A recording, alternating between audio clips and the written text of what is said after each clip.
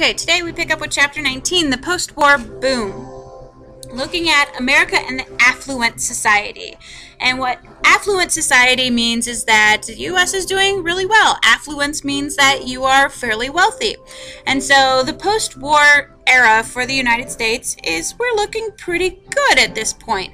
We have really increased the size of our middle class. It makes up about 60% of our population. And so our social classes were no longer a pyramid shape where the poor at the bottom made up the most of our population. Instead, we're more like a diamond shape where the bulk of our population is in the middle class. And a lot of that is due to the growth of our big business and our economic prosperity. So we, on the whole, were doing fairly well. And because of this, we start seeing some major changes in just our lifestyle. We moved from the cities to the suburbs during this post-war time. Some of that comes about because of the Highway Act of 1956, which created our interstate highway system. Because of that act, we had the construction of 40,000 miles of new highways. And initially it was created for the military. We talked about how it was for national defense in the last unit, but it also gives more mobility to the public. We are able to move more quickly in more directions. And so we begin to move to the suburbs because it was easier to drive into the big cities for work rather than paying the higher price of living in the city. You could move out to the suburbs. We also see the creation of motels and gas stations and restaurants along these major roadways. So that's all construction work, plus it's more jobs that are available. Because people are moving out to the cities, they're going to need places to live. And so Levitt towns are going to be created. Originally, they got their name from their creator, which was William Levitt. He was a pioneer of prefabrication techniques for Navy housing during the war. And prefab just means that things come already built and you just put them together. And so in these Levitt towns, the houses pretty much look the same. They're kind of cookie cutter copies of each other. So they're very similar. And that made things much easier to build that way. So it wasn't each house was a unique and individual house. Anyway, in 1947, he decided to mass produce affordable homes for people in the suburbs. And so the first Levitt town was a community of 17,000 homes located on Long Island, New York. And that's the only one that's actually called Levitt town. The rest have their own names, but they all have pretty much the same look and feel to them. Because of the Highway Act and because of the need for transportation, we're going to see a car culture really develop in the late 1940s and into the 50s. There's an increased demand for more cars and better roads because more people are using them. Most suburbs didn't offer public transportation like buses or anything, so you needed to have a vehicle in order to get around. And most families had two cars, one for work and one for the home to run errands and run kids to practices and all that kind of stuff. In the 1950s, we'll see those cars get bigger and gaudier and sleeker and more expensive as well. Auto tourism is going to be on an increase as well. Popular slogans like "See the USA" and "Yours Chevrolet" are going to be very popular slogans for the car industry in order to get people to buy more cars. However, because you're buying more cars, there's also going to be more problems that will arise. More noise, more pollution, more accidents, damage to the roads, traffic jams, all kinds of stuff will be sort of a side effect of the increased amount of cars. So the suburban family, what was life like? For Americans, they embodied the American dream. Everybody wanted to have an affordable single-family home.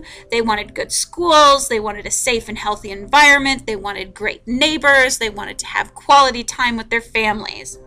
For women in the suburban family, it was all about the family life, and some of them wanted to work.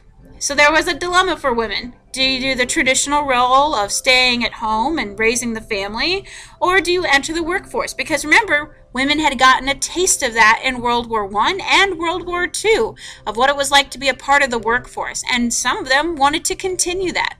But that was not the ideal. The ideal was that mom stayed at home and raised the family. Because after the war, America is going to become much more child-oriented after the war than they had been before the war.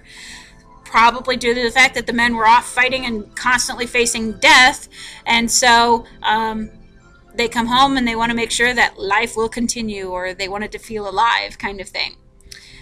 So because of this more child-oriented way of thinking in America, there's going to be people who will build on that. And you'll have Dr. Benjamin Spock, who writes a book called Baby and Childcare. And pretty much every household had his book in it. It strongly influenced how children were raised in the post-war era. Some of his advice that he had in his book included things like you shouldn't spank your child, you shouldn't scold your child, children should be allowed to express themselves, and mothers should stay at home.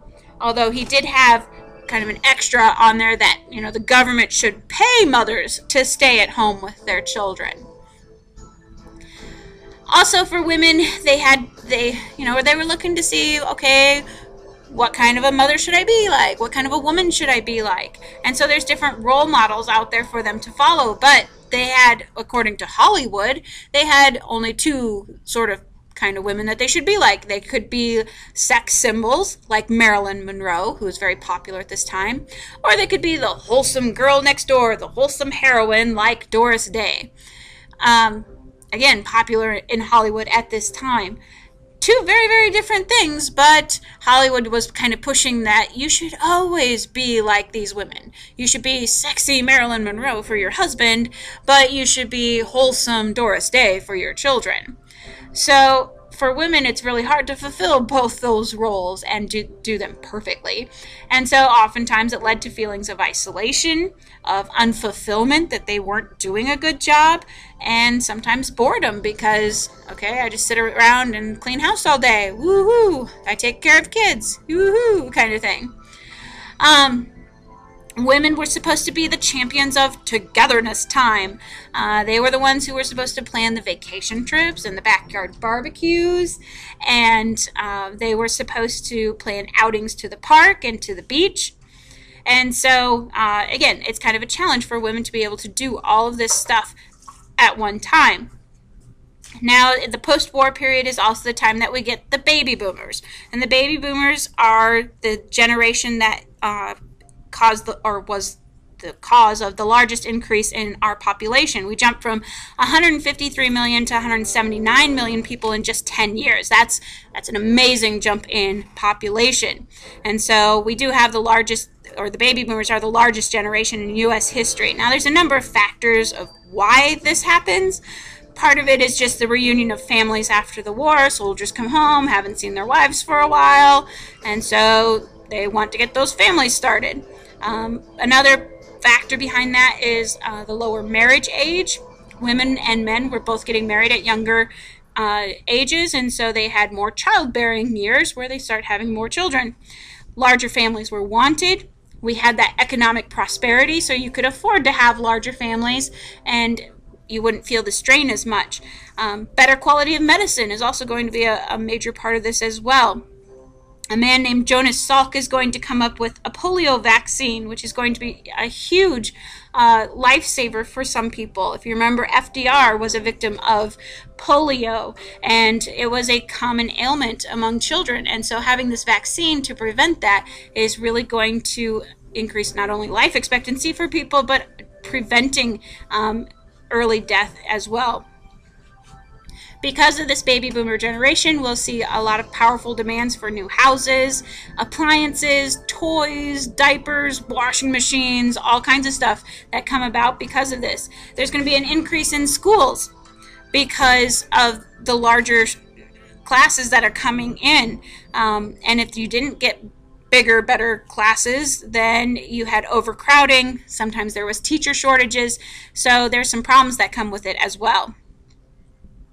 For the post-war suburban family, there is an increase in their time of leisure as well.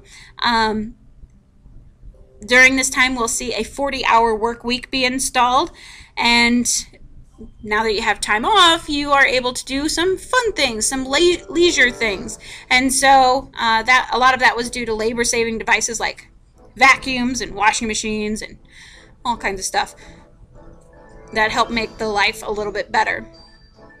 Part of your leisure time could be watching television. The 1950s is really seen as the age of television. 1940s, we see a transition from radio to television. In 1947, the radio was still the biggest source of electronic information and entertainment. But by 1953, just 6 years later, two-thirds of American households owned at least one television set. And so they were watching shows like I Love Lucy and other shows. And it's kind of interesting because those shows actually, a lot of them began as radio shows that they just put on TV. And they just added a little bit of scenery. It's not until like the mid-1950s that we start to really see plot development and that kind of stuff. The only shows at first to be broadcast nightly were sports games. But then that will be expanded to include comedy shows and westerns, crime shows, variety shows, quiz shows, and soap operas. The impact of television on the economy and on other areas of entertainment. Movie ticket sales are going to drop because why go to a movie when you can stay at home and watch television for free? Old-time vaudeville reviews are going to die out, so the old song and dance routines are going to go by the wayside. Attendance at live sporting events is going to plummet as well because you could see the game at home. You wouldn't have to travel to it and deal with traffic and all that kind of stuff. And we'll also see things like commercial advertisements being made, political debates will be televised, and all of those things are going to have an impact on how people consume things and how people think about things and how people vote. Sports are also going to see some changes in the post-war era. After the war, professional and college sports are going to grow in popularity, and sporting events become social occasions. When you go, it becomes a family outing, or it becomes a way to socialize with your neighbors.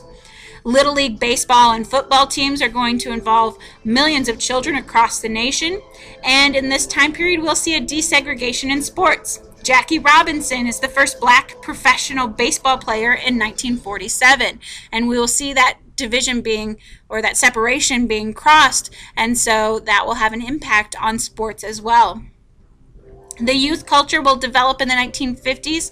Rock and roll becomes very popular as a form of music.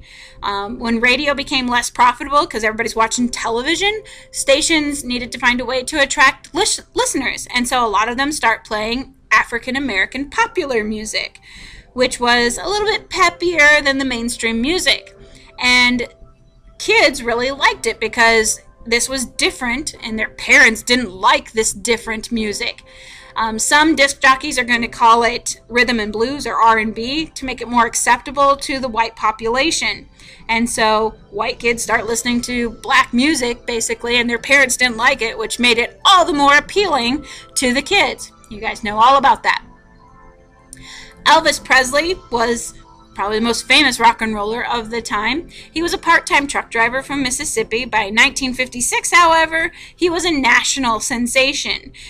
His success not only set a standard for other white performers, but it also opened doors for African American artists like Chuck Berry and Fats Domino, because he made it more acceptable to sing rock and roll music. So during this time period, this post-war period, we get the idea or the concept of teenagers. And teenagers is a relatively new term in the 50s. It wasn't really used before that. This term was created for those who enjoyed that prolonged adolescence before they entered the labor forces. Prior to World War II, a lot of people didn't go to high school. That was only if you're going into a profession like doctor, lawyer, teacher, that kind of stuff. You didn't need to go to high school. But after the war, there's more of a push that extending that education, extending your youth. And so they begin to call them teenagers. One of the, I guess, popular stereotypes or misconceptions about this time period is that there were a lot of gangs. And yes, there were gangs in some sense. There were youth gangs that flourish in ethnic ghettos in like New York and Chicago and Los Angeles. And a lot of them were based on ethnic groups, so a lot of African American and Hispanic gangs. But they're not the gangs that we think of in today's sense. In today's sense, when we think of gangs, we think of violence and gang raping and drugs and guns and shootings and warfare and that kind of stuff. But the gangs of the 1950s weren't really like that. They had their violent times, yes, but it was more about being part of a group and socializing with those who had the same mentality or the same background as you, as opposed to being a violent occurrence.